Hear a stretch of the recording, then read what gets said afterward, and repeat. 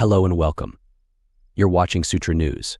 Today, one of the biggest global headlines comes from Israel, where a drone attack targeted Prime Minister Benjamin Netanyahu's residence.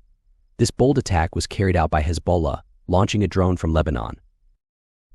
Now, here's what's crucial.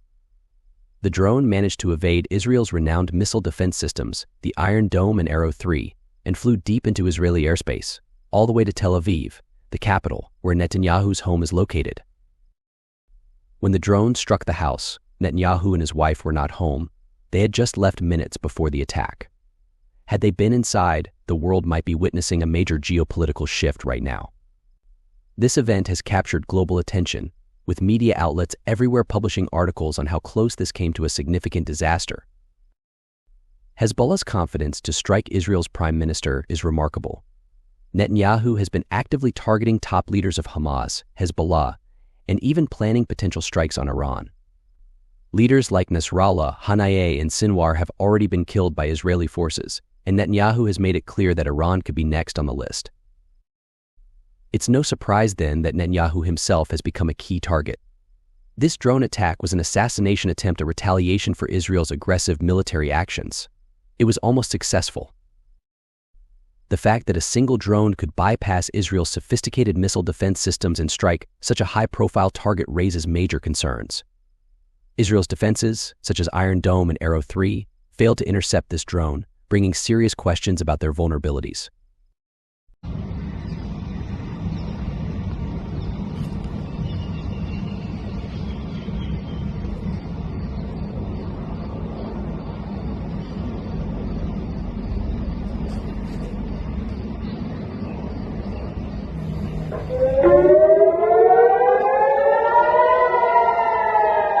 Imagine the tension in Israel after this incident.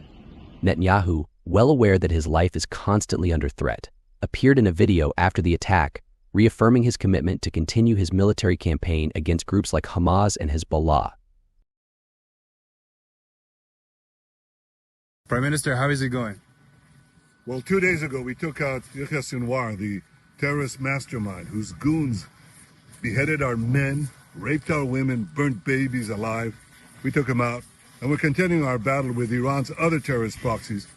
We're going to win this war. So will something deter you? No. Despite this close call, Netanyahu showed no signs of backing down.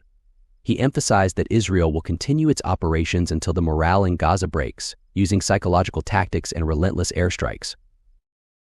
Just recently, Israel distributed leaflets across Gaza showing images of senior Hamas leaders they've killed, with warnings that they won't stop until every terrorist is taken down.